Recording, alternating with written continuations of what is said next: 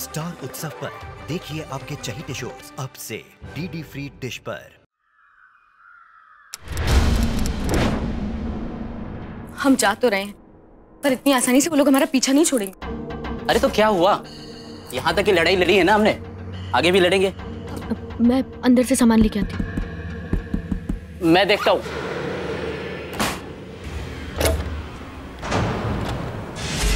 आप नमस्कार, सावधान इंडिया इंडिया फाइट्स बैक में आपका स्वागत है। मनोहर और उमा एक साधारण मध्यम वर्गीय नवविवाहित जोड़ा। जहां एक आम नवविवाहित जोड़ा अपना घर बसाने और सुखद भविष्य के सपने देखता है, वहीं मनोहर और उमा अपना बसा बसाया घर छोड़कर जा रहे थे। आखिर किससे भाग रहे थे ये दोनों? उस दिन कौन आया था उनके घर जिसे देखकर मनोहर के होश उड़ गए थे? किसने चलाई थी गोली? डर और हादसे के बीच वक्त जैसे रुक गया था। आखिर ऐसा क्या हुआ था मनोहर और उमा की जिंदगी में कि उनका सुख चैन सब छिन गया था?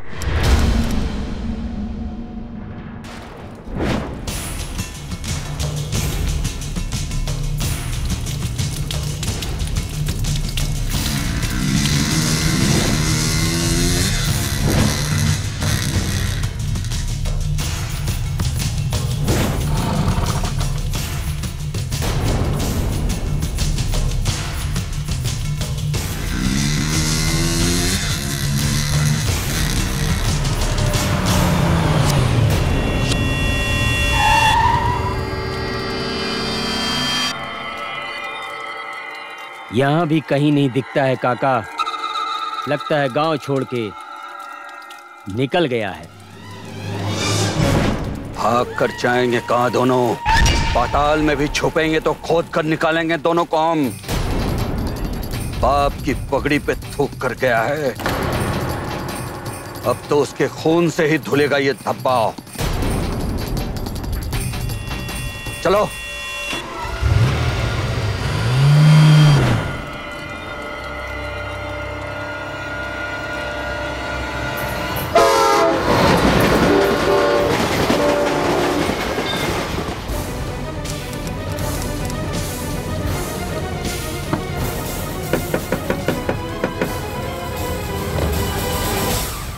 भाई जी,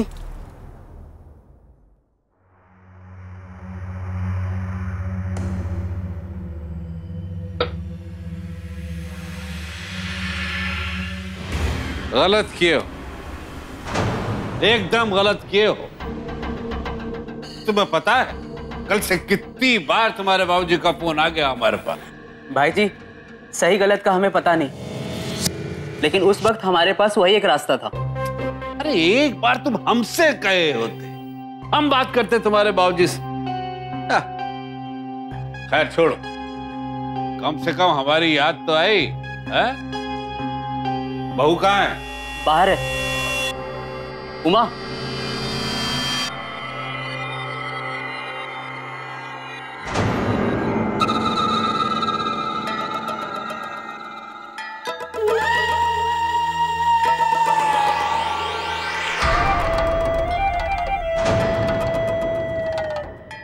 पाँव छो।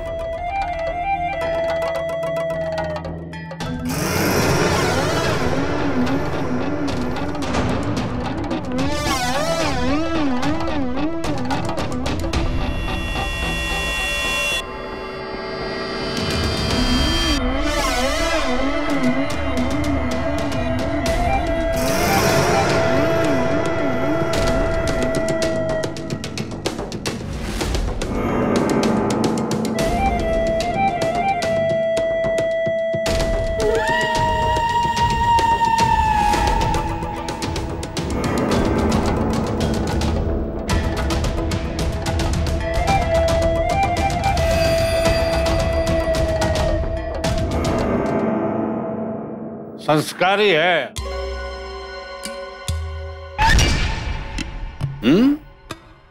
बहू, अब बिल्कुल घबराने की जरूरत नहीं है। अब तुम भाई जी की शरण में आ गई। हाँ है? भाई जी, यही सोच के तो हम आपके पास आए हैं। अब हमारी जिंदगी आपके हाथों में है। बंदा, पूरा वाला कमरा ठीक कर दे। आज से मनोहर और बहू वहीं रहेंगे।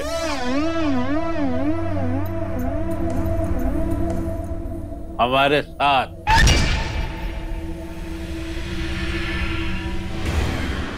जाओ आराम करो।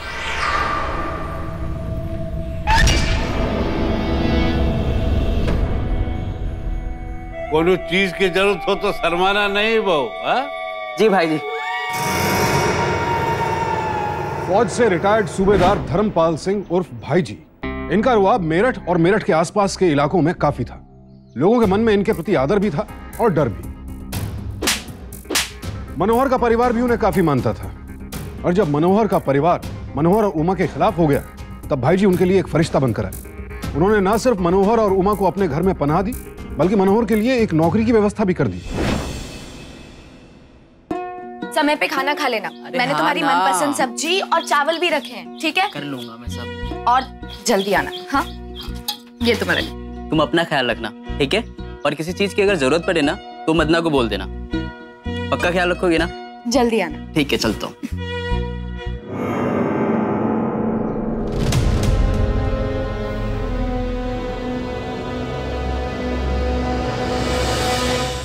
मनोहर तो पूरी तरह से निश्चिंत हो गया था, लेकिन उमा को कुछ ठीक नहीं लग रहा था। आखिर भाई जी जैसे बड़े आदमी का सहारा मिलने के बाद भी किस बात का डर सता रहा था उमा को।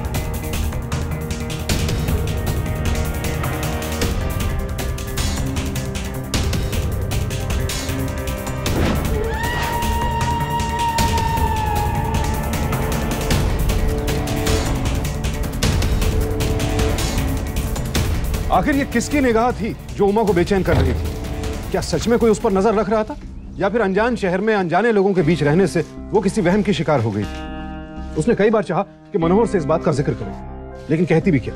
उसने तो किसी को देखा तक नहीं था। कुछ दिनों तक यूं ही चलता रहा, और फिर एक दिन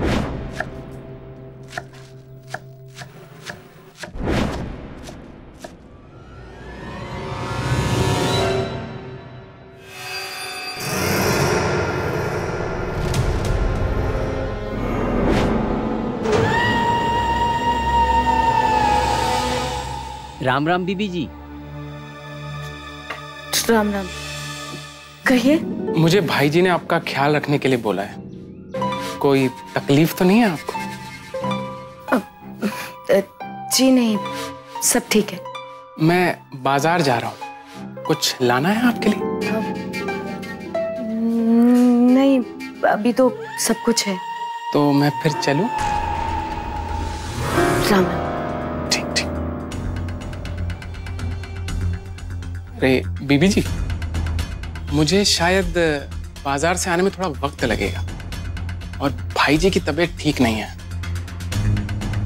अगर हो सके तो एक बार अगर आप देख लेंगे तो बड़ा अच्छा होगा। ठीक है, चलता हूं।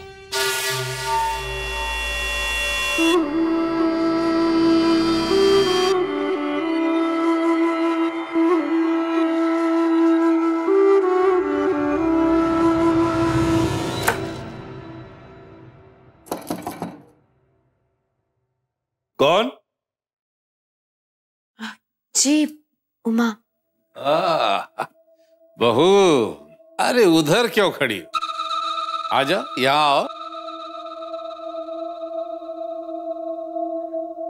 जी, वो मदना ने कहा कि आपकी तबीयत खराब है। हाँ, कोई खास नहीं, वो जरा घुटने में दर्द हो रहा था। अब मदना होता तो कहता उससे पाँव दबाने के लिए, लेकिन वो निकम्मा तो बहाने ढूंढता है घर से भागने के। अब मदना ने कहा कि उसे लौटते हुए समय हो जाएगा, तो मैं दबा दूं? तुम अच्छा, अब तुम आ ही गई हो तो दबा दो।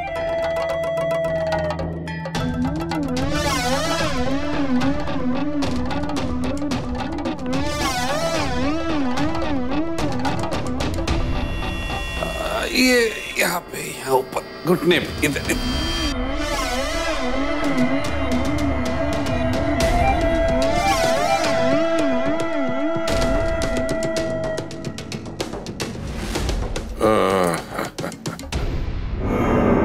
अरे बड़े नाजुक हैं तेरे हाथ। पार की है हमारा लौंडा। इन्हीं हाथों से मनोहर के पाँव में दबाती हो। कैसी बातें कर रहे हैं आप? शर्मा क्यों रही है? तारीफ ही तो कर रहे हैं तेरी। आज हमारे पास आ। वो मुझे काम है, मैं जाती हूँ।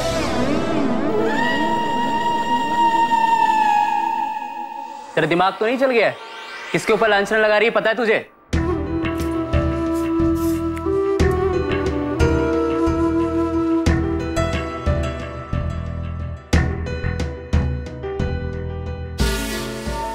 मनोहर, मेरी बात का यकीन करो। जिस तरह से उन्होंने मेरा हाथ पकड़ा और जिस तरह से वो मुझसे बात कर रहे थे ना। अरे हाथ पकड़ लिया तो क्या हो गया?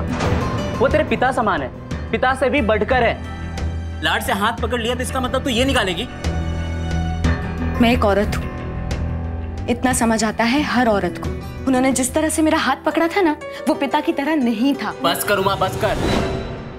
अब मैं उस देवता समान इंसान के खिलाफ एक शब्द सुनने वाला नहीं हूँ। तू भूल रही है, जब हमारे माता पिता हमारे खून के प्यासे थे ना, तब इसी देवता समान इंसान ने हमारी मदद की थी, हमें अपने घर में पनाह दी, मुझे नौकरी दिलवाई। तू सारे एहसान भूल गई। अरे तुझे उनका एहसान मानना चाहिए, ना कि उनके ऊपर इतना गिरा हुआ इल्जाम लगाना चाहिए। वो तो शुक्र है कि उनके कानों तक ये बात पहुंची नहीं तो उनके ऊपर क्या गुजरती तुझे अंदाजा भी है? मैं तुमसे सिर्फ इतना कह रही हूँ तू कुछ मत कह, बस।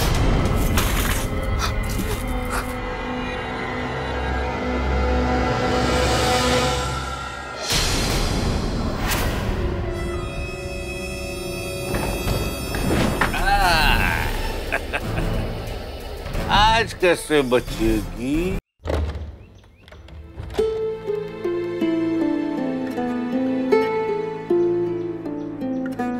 उमा, ये क्या हालत बना रखा है तुमने? उमा, बहुत भूख लगी है, कुछ खाने के लिए नहीं है? उमा, कुछ बोल रहे हैं हम तुमसे। तबीयत तो ठीक है तुम्हारी? हाँ, कल की बात पे तो।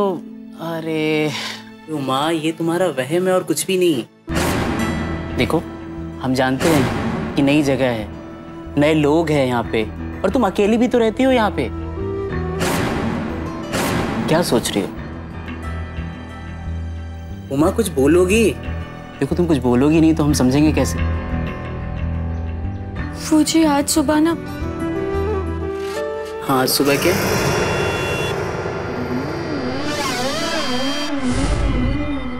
उमा, देखो, डरने की जरूरत नहीं है, बोलो ना क्या हुआ।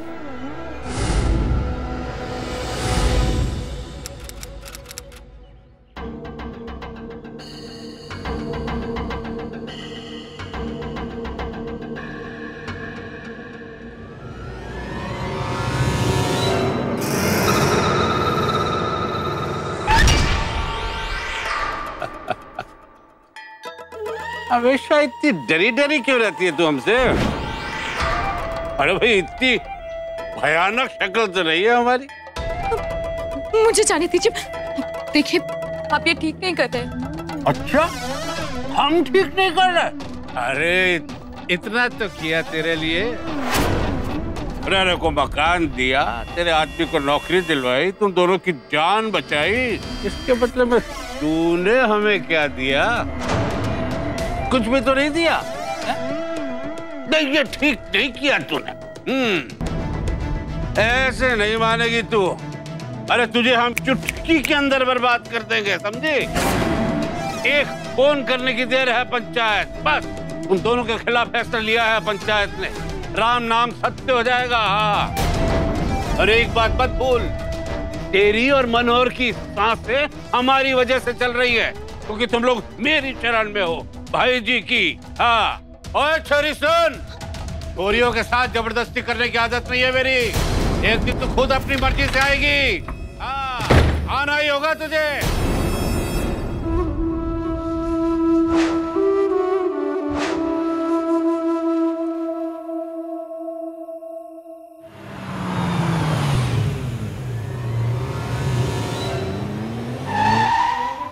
पिताजी यहाँ?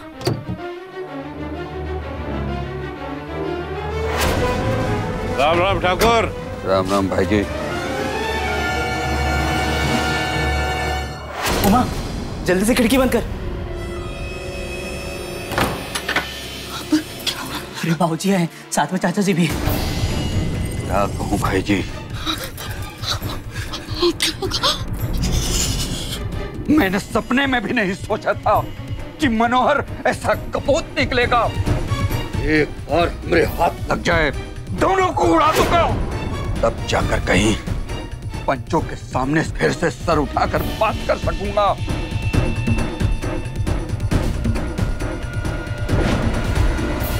वो सब तो ठीक है ठाकुर, लेकिन हमें लगता है कि गुस्से के अंदर आप लोग बौखला गए। जरा सोचो ठाकुर, अरे अगर लौंडा लौंडी घर वालों से बगावत करके घर से भागे तो क्या घर के आसपास भटकते रहेंगे? अरे वो लोग जाएंगे किसी बड़े शहर, दिल्ली, मुंबई, जहाँ पे कि वो सोचे कि हम महफूज हैं। हाँ, आप ठीक कह रहे हैं भाई जी। अभी घर लौट जाते हैं, कल सवेरे तड़के ही निकलेंगे ढूंढने उसे। राम राम। राम राम। चलो।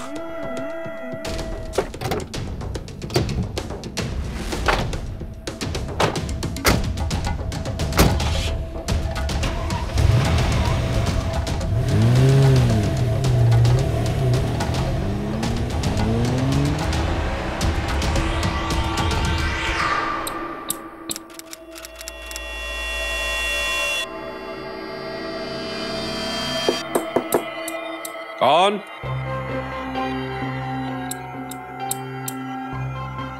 आपने बचा लिया भाई जी हमें। हमारा जीवन उधार रहेगा भाई जी आप पर। आपका ये एहसान कैसे चुकाएंगे हम? अगले इतना काहे घबरा रहा है रे? बच्चा है तू हमारा, ऐसे थोड़ी ना आने देंगे तुझ पर और बहू पे। हैं? जा जाके आराम कर ले। ये घुटने का दर्द। भाई जी मैं दबा दूं? तो खुदा दिन भर का थका हुआ आया, अभी जा तू जाके आराम कर। अब ये बहू है, यही दबा दे। क्यों बहू? उमा, भाई जी के पांव दबा दो। आओ ना।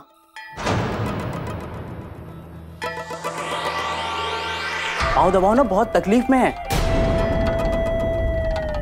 अच्छा भाई जी हम चलते।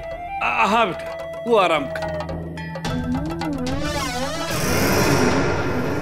अब इतनी दूर क्या खड़ी है? ये आजा, बैठ। अब इतनी दूर क्या खड़ी है? ये आजा, बैठ बैठ, आजा। अरे आजा। तो किससे शिकायत करने वाली थी तू हमारी? बेवकूफ मनोहर से। सुना नहीं क्या कह के गया वो? तुम दोनों का जीवन हम पे उधार रहा।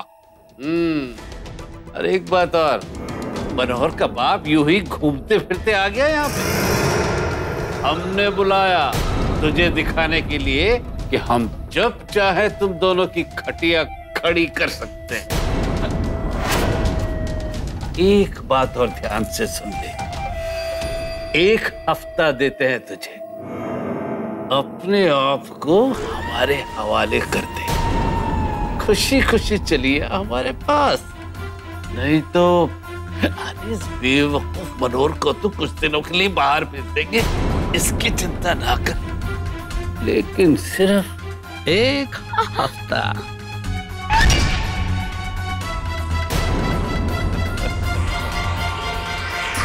बेहद भयानक कश्मकश से गुजर रही थी उमा।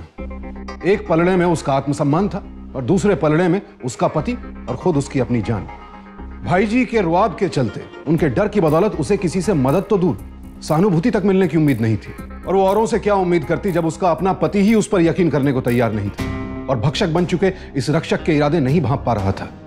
एक बार अपने आप को उमा की जगह रखकर देखिए, आत्मा सिहर उठेगी। इसी दहशत में भाई जी की दी हुई 1 हफ्ते की मियाद खत्म होने को आई थी। अब उमा के पास क्या रास्ता बचा था? अरे वाह उमा, इतने सारे पकवान। अरे आज कोई त्योहार तो नहीं है? नहीं, त्योहार तो नहीं है, लेकिन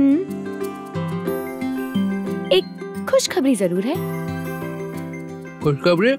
कैसी खुशखबरी? खुशखबरी ये है कि अब हम दो नहीं रहे। दो नहीं रहे? कौन आने वाला है? ओहो, क्या बात कर रही हो? पक्की बात है? अपनी पड़ोस वाली रमा भाभी है ना, उनके साथ आज अस्पताल गई थी। उनकी बहन डॉक्टर है ना सिटी अस्पताल में, उन्होंने जांच की और बताया, कहा अभी तो सब ठीक है, लेकिन समय समय पर जांच करानी होगी। फिलहाल एक परेशानी है। परेशानी? कैसी परेशानी? वो डॉक्टर कह रही थी कि अस्पताल घर से बहुत दूर है, कल को कुछ ऊंच नीच हो गई तो अस्पताल पहुंचने में बहुत वक्त लग जाएगा। तो इसलिए अगर अस्पताल के आसपास ही हम कोई घर ले लें तो अच्छा होगा ना। मतलब घर बदलना पड़ेगा? वैसे भी ऐसे वक्त पे औरतों का आसपास होना बहुत जरूरी होता है, और इस घर में तो सब मर्द ही हैं, और रमा भाभी भी हमेशा साथ नहीं रह सकती ना, उनके भी बच्चे हैं। हाँ उमा, बात तुम्हारी सही है, घर तो बदलना ही पड़ेगा। खैर तुम परेशान मत हो, ये सारा बंदोबस्त मैं कर लूंगा, बस तुम खुश रहो और अपना ख्याल रखो।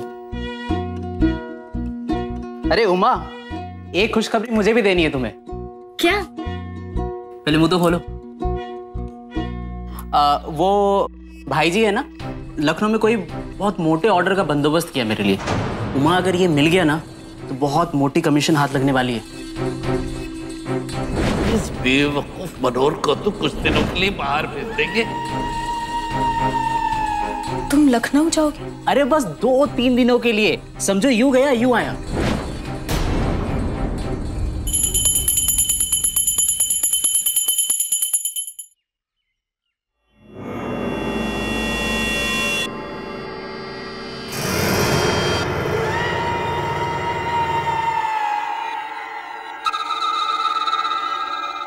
भाई जी मुंह मीठा कीजिए। अरे भाई किस बात के लिए? वो उमा पेट से है ना, ये खबर देने के लिए सबसे पहले आपके पास आया मैं, आपका आशीर्वाद लेने।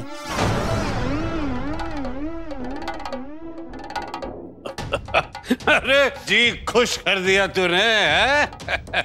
ये खुशखबरी सुना के। अरे भाई हमने तो शादी की नहीं, अब तेरी वजह से इस घर में बच्चे की किलकारी गूंजेगी। लेकिन भाई जी, उमा की डॉक्टर कह रही थी कि ऐसे मौके पे बार बार अस्पताल जाने की जरूरत पड़ेगा, और हमारा घर अस्पताल से काफी दूर है, इसलिए हमने एक छोटा सा कमरा सिटी हॉस्पिटल के पास ले लिया। भाई जी, हमें पता है कि ये बात सुन के आपको काफी दुख पहुंचा होगा। अरे नहीं, दिमाग खराब है क्या तेरा? अरे इस वक्त बहू के और उसके पेट में पलने वाले बच्चे की सेहत से बढ़कर और कुछ नहीं। अच्छा किया तूने जो कमरा ले लिया। अरे अगर मुझसे कहीं होती तो अस्पताल के पास कोई बड़ी जगह दिलवा देते। अरे नहीं भाई जी, वैसे ही आपके काफी एहसान है हम पर, आपने ये बात कह दी, दिल से सारा बोझ उतर गया। अरे कहीं भी रहे मनोहर, लेकिन हमारा आशीर्वाद हमेशा तेरे साथ रहेगा। कब जाने की सोच रहा है? लखनऊ जाने से पहले।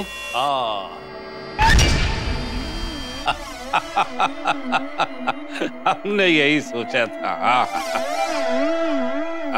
ठीक है, कहीं भी रहो, खुश रहो। लेकिन एक बात याद रखना कि भाई जी हमेशा तेरे साथ है। अच्छा भाई जी, चलते हैं।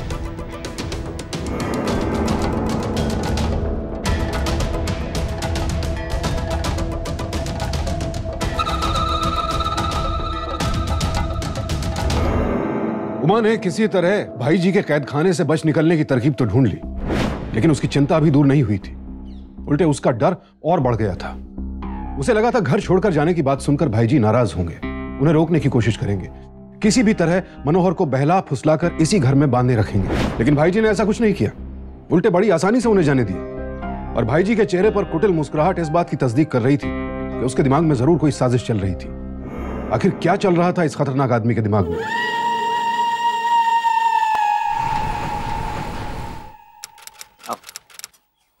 अच्छा सुनो, अपना ख्याल रखना, ठीक है? और हमने शांति मौसी का नंबर ले लिया है, वो तेरी खबर लेती रहेगी और हम भी फोन करते रहेंगे।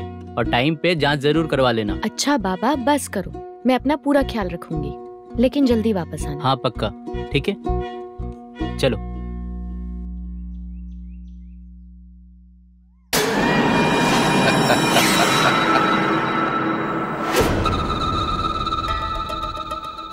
नमस्ते जी। छोरी रुक, अरे रुक, अरे अरे अरे मैं जानता हूँ कि तू दरवाजे पे पीठ लगा के खड़ी है। कब तक खेलेगी ये चूहे बिल्ली का खेल? देख, मैंने 1 हफ्ते का बोला था तुझे, मैंने तो अपना वादा निभाया, तूने तो तोड़ दिया छोरी। एक न एक दिन तो तुझे मेरे पास आना ही होगा। कब तक बचेगी ये? चल। एक पल के लिए उमा को लगा कि वो भाई जी के शिकंजे से बच निकली है, लेकिन अब जाकर उसे एहसास हुआ कि भाई जी का घर छोड़ने में और भाई जी से पीछा छुड़ाने में बहुत अंतर है। उमा मानसिक रूप से इस कदर परेशान हो चुकी थी कि अब उसकी घर से बाहर निकलने की हिम्मत भी नहीं होती थी। ऊपर से मनोहर भी शहर में नहीं था। अब भाई जी की बदनीयती से बचने के लिए उमा ने खुद को अपने ही घर में कैद कर लिया। जरा सोचिए किस कदर लाचार महसूस कर रही होगी एक औरत अपने ही घर में डर और अंधेरे में घिरी दिन रात घुट घुट कर जीते हुए। पहले दिन तो वो बच गई जब त्यागी और भाई जी दरवाजे पर ताला देखकर वापस लौट गए, लेकिन आखिर इस तरह से उमा कब तक भाई जी की आंखों में धूल झोंक सकती थी?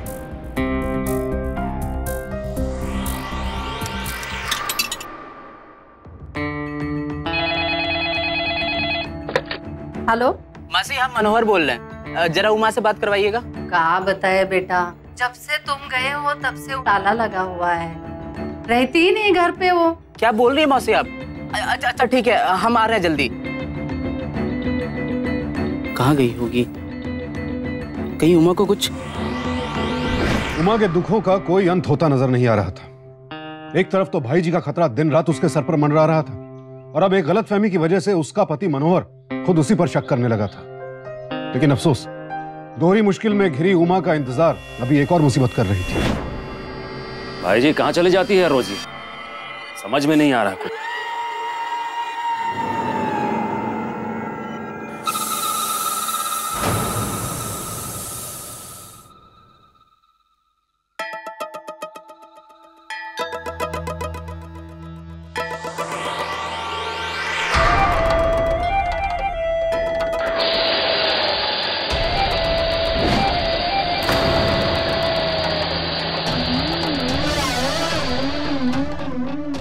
उमा, ए उमा, अरे तू क्या समझी थी?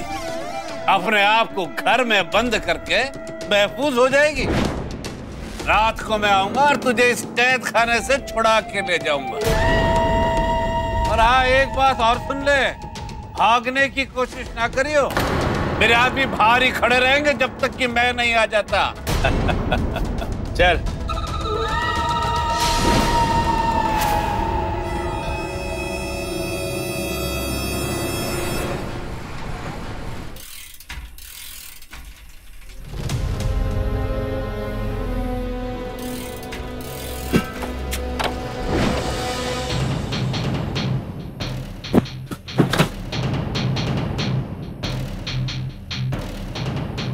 मौसी, उमा की कुछ खबर?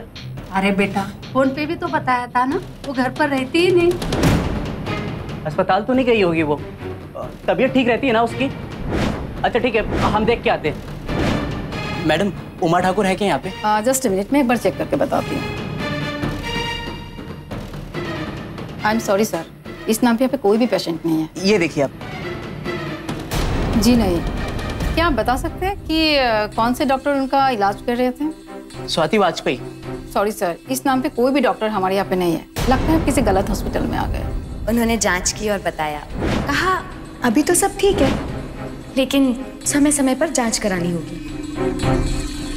वो डॉक्टर कह रही थी कि अस्पताल घर से बहुत दूर है, इसलिए अगर अस्पताल के आसपास ही हम कोई घर ले लें तो अच्छा होगा ना। इतना बड़ा झूठ। उमा, चुप, बिल्कुल चुप। तुझे तेरी बनाई हुई जेल से छुड़ा के ले जाएंगे। वाह! अरे हमें मालूम है तू अंदर ही है। खोल। वाह! अरे खोल, खोल दरवाजा। देख, कह देते हैं कि अगर दरवाजा नहीं खोला ना तो तोड़ के अंदर घुसाएंगे। अब विश्वास हुआ, इसलिए चुप के बैठी थी घर में।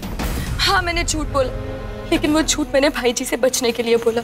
तुम्हें तो मेरी किसी बात पर विश्वास नहीं था ना। आप बोलो, क्या करती मैं? हाँ? खोलूंगा। ठीक, मत खोल, छुप जा।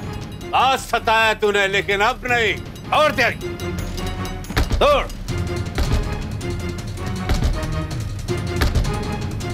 भाई जी से खिलवाड़।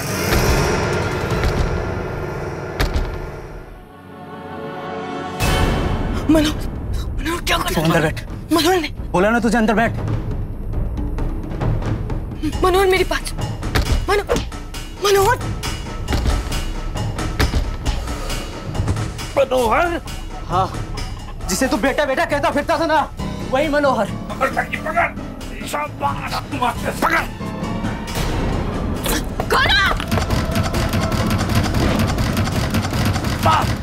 मार उसको, मार। मनोहर, कोई मदद करो।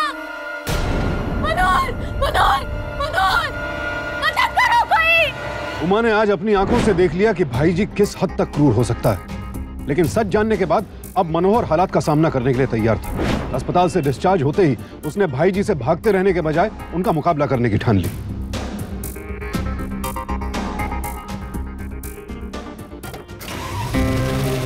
इंस्पेक्टर साहब, ये भाई जी जो है ना, वो इंसान नहीं है। इंसान के रूप में नाग है, नाग। उसे जितनी कड़ी सजा आप दिलवा सके उतना अच्छा होगा हम लोगों के लिए। चिंता मत करो, हम पूरी कार्रवाई करेंगे। ठीक है। अबे ओए लौंडे, सारी हदें पार कर गया तू। 2 टके की लौंडिया के लिए हमारी इज्जत उछाल दी, हमें भाई जी को जेल भिजवा दिया। अब देखना मैं क्या हाल करता हूं तेरा। पहले हमारी बीबी को धमकाया, अब हमको धमका रहे हो। ए भाई जी, तुम्हारी इन धमकियों से ना हम डरने वाले नहीं है। बहुत बोल लिया तू, बहुत बोल लिया। अरे अब तू देखना तेरी क्या गत करता हूं मैं। हम जा तो रहे हैं, पर इतनी आसानी से वो लोग हमारा पीछा नहीं छोड़ेंगे। अरे तो क्या हुआ, यहाँ तक की लड़ाई लड़ी है ना हमने, आगे भी लड़ेंगे। मैं अंदर से सामान लेके आती हूँ। मैं देखता हूँ।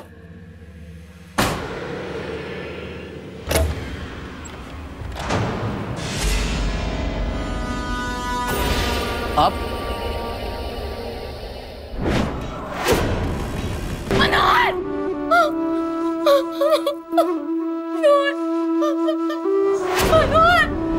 तेरी वजह से बाप को वो करना पड़ा जो कोई बाप नहीं करता।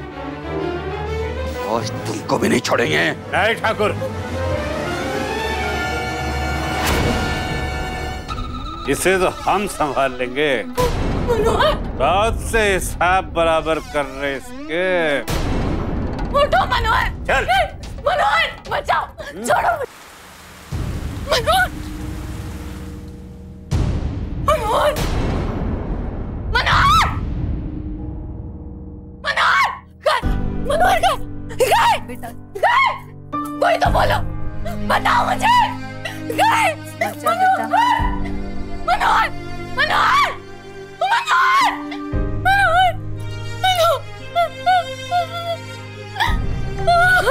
समझ जा बेटा। बेटा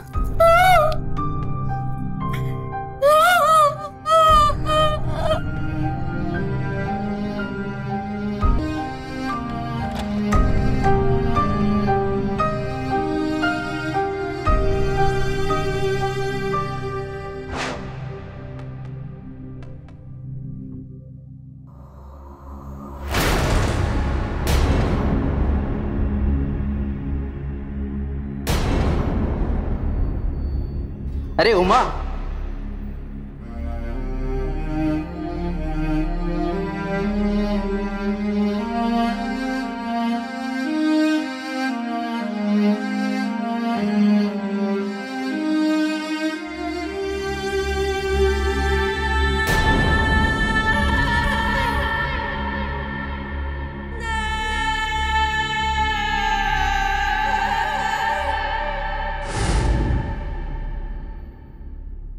आपने ये सब अपनी आंखों से देखा? कौन कौन है इस कत्ल के पीछे? मेरे ससुर और भाई जी। साइन कर दीजिए।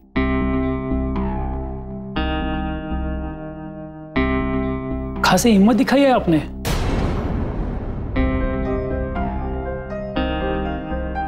लेकिन बहुत देर कर दी। अपने आत्मसम्मान के लिए आवाज उठाने की बहुत बड़ी कीमत चुकानी पड़ी उमा को, लेकिन अंत में उसे इंसाफ मिला। पड़ोसियों ने भले ही मनोहर के पिता को उस पर गोली चलाते हुए नहीं देखा था, लेकिन गोली चलने के फौरन बाद उन्होंने भाई जी को उमा को घसीटते हुए घर से बाहर ले जाते हुए देखा था, और साथ ही साथ थे मनोहर के पिता बंदूक लिए हुए। पड़ोसियों के बयान के आधार पर भाई जी और मनोहर के पिता को गिरफ्तार कर लिया गया। पुलिस की जांच से इस बात की तस्दीक भी हो गई कि मनोहर की हत्या उसके पिता ने ही की थी। मनोहर के पिता को मनोहर की हत्या के जुर्म में आईपीसी की धारा 302 के तहत 50,000 रुपए जुर्माना और आजीवन कारावास की सजा सुनाई गई। साथ ही साथ भाई जी को हत्या में सहयोग देने के लिए और एक महिला की आत्मसम्मान और इज्जत को ठेस पहुंचाने के लिए आईपीसी की धारा 34, धारा 109 और धारा 354 के तहत 10,000 रुपए जुर्माना और आजीवन कारावास की सजा दी गई। अगर मनोहर ने वक्त रहते अपनी पत्नी की बात समझी होती तो आज उनका यह अंजाम न हुआ होता। आत्मसम्मान की अपनी इस लड़ाई में उमा ने अपने पति को बेशक खो दिया था, लेकिन भाई जी जैसे हैवान को पकड़वाकर उसने अपने जैसे कई उमाओं और मनोहरों का जीवन बर्बाद होने से बचा लिया। सभ्य कहलाए जाने वाले समाज के लिए इससे ज्यादा शर्म की बात और क्या होगी कि हमारे समाज में आज भी ऐसे लोग मौजूद हैं जो अपनी झूठी शान बरकरार रखने के लिए ऑनर किलिंग यानी परिवार या समुदाय की मर्जी के खिलाफ प्रेम विवाह करने वालों को मौत के घाट उतार देना हमारे समाज पर एक बहुत ही बड़ा कलंक है। जरा सोचिए, समझिए, क्या ज्यादा जरूरी है, आपकी झूठी शान या आपके अपने बच्चों की जिंदगी और उनकी खुशी? उम्मीद है इस घटना से आपको नसीहत मिली होगी। अब मैं सुशांत सिंह आपसे विदा लेता हूं, फिर मुलाकात होगी ऐसी एक और सत्य घटना के साथ। देखते रहें सावधान इंडिया, इंडिया फाइट्स पर।